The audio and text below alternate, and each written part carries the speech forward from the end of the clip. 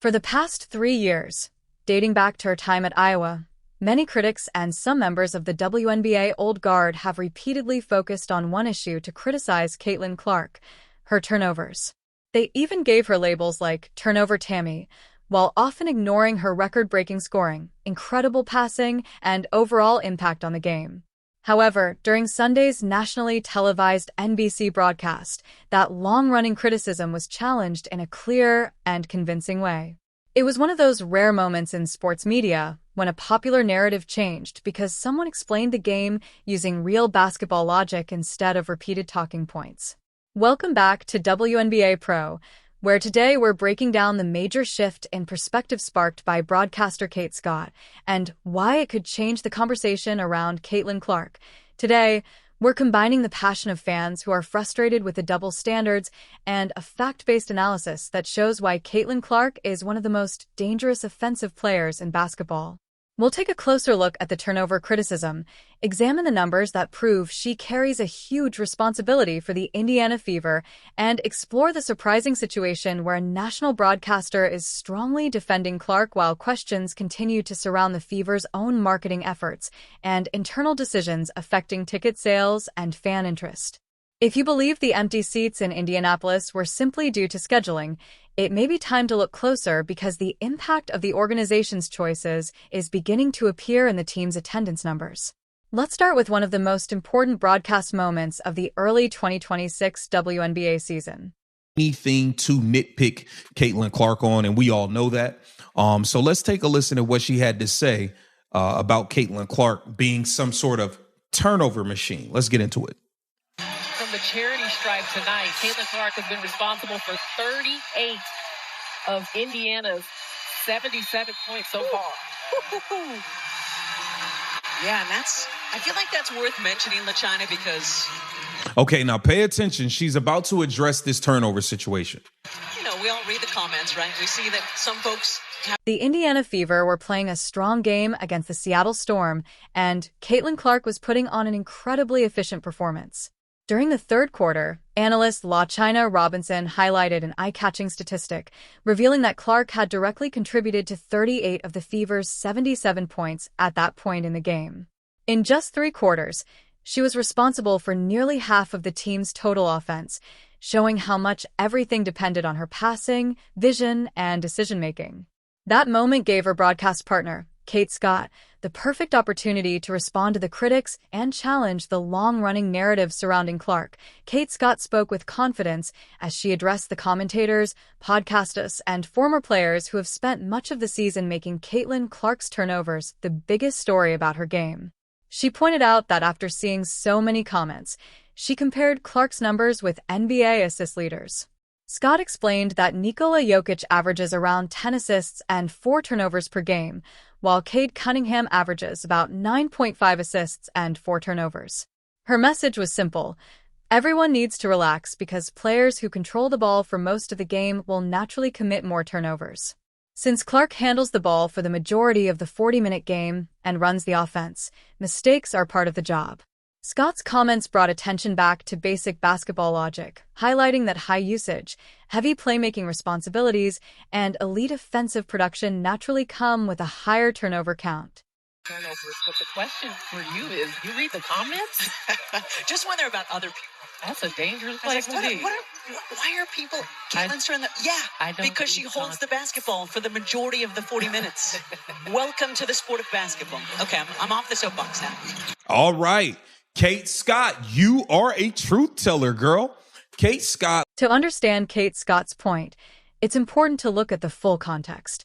Caitlin Clark recorded a total of 11 turnovers in her first 2 games of the 2026 season, finishing with 5 against the Dallas Wings in the opener and 6 against the Los Angeles Sparks.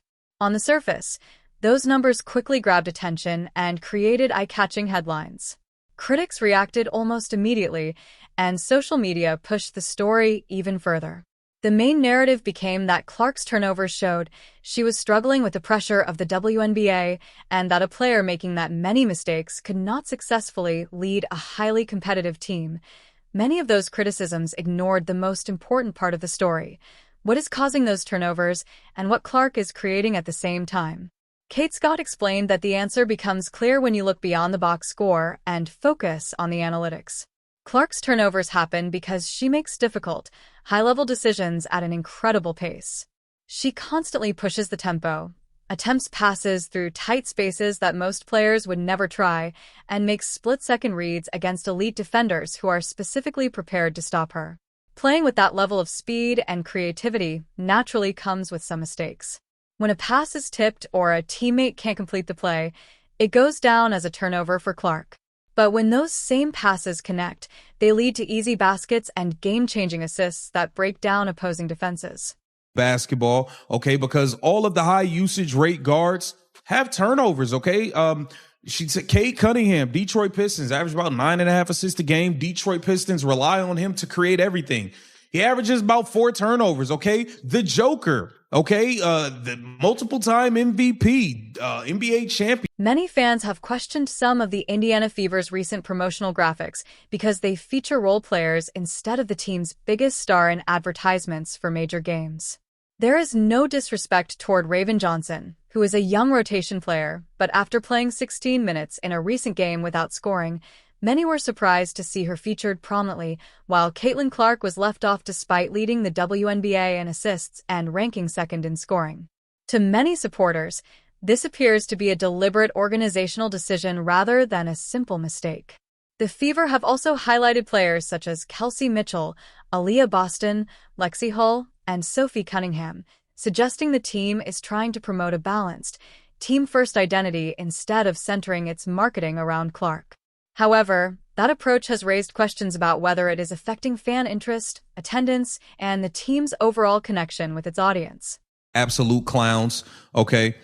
They are moving like absolute clowns, make no mistake about it. So the Indiana Fever put together, the graphics lately for the Indiana Fever have not been showcasing Caitlin Clark at all. And I 100% believe it is intentional. Okay, so if you look at this graphic here, they have Raven Johnson, okay, and you see is promoting. A growing section of the fan base is expressing its frustration by spending less money, as thousands of empty seats were visible at Gainbridge Fieldhouse during the Seattle Storm game, resulting in lower attendance than many of the team's biggest games last season. Some fans believe the organization is not fully embracing Caitlin Clark as the face of the franchise, and that perception has reduced interest in attending games. Many supporters are making it clear that Clark is the main reason they follow the team, and if they feel she is not being fully supported, they are less likely to buy tickets. In response to the decline in attendance, the Indiana Fever have increased promotional efforts by offering ticket discounts, food vouchers, family night packages, merchandise deals, holiday promotions, and other incentives, while secondary market ticket prices have also dropped significantly for certain games. Less tickets per game, go take a look in the mirror at how you are moving. You guys have now been relegated to using gimmicks to sell tickets. Okay, you're giving away Christmas trinkets, you're giving away holiday cards, and it's not the holidays. You're giving away everything you can to get people to come out, but while being disrespectful toward Caitlin Clark and Caitlin Clark fans when you know. During Caitlin Clark's rookie season, the Indiana Fever did not need major discounts or special promotions because fans naturally filled the arena to watch her play. Now, with visible tension between Clark and the coaching staff and a marketing strategy that many believe shifts attention away from her, the team's momentum has slowed. While the front office works to boost attendance through promotions, Clark continues to produce at an elite level on the court. Against the Seattle Storm, she showed exactly why Kate Scott defended her, making a huge impact in just 23 minutes by scoring 21 points, recording 10 assists, grabbing 7 rebounds, and going a perfect 9 for 9 from the free throw line. She played with outstanding efficiency, consistently creating opportunities with the same advanced decisions that some critics use against her. It was one of the most efficient 23-minute performances of the WNBA season, finishing just short of a triple-double, and it demonstrated why national broadcasters providing proper context is so important when evaluating her overall performance. You have turned the fans off so much that now you are relegated to doing these type of events, and you're trying to put Raven Johnson on there. Look, you was giving away family nights, $28 tickets with Cheez-Its, hats, and hot dogs, and you guys have completely ruined the brand because you have been so. The key is to look beyond the raw numbers and understand the full context of Caitlin Clark's performance. Her turnovers are real and remain an area where she can improve, especially in high-pressure playoff games, but they're not happening because she cannot handle the competition. They are largely the result of her fast decision-making, advanced passing ability, and the demanding style she plays, which requires her teammates and the entire system to stay in sync with her vision.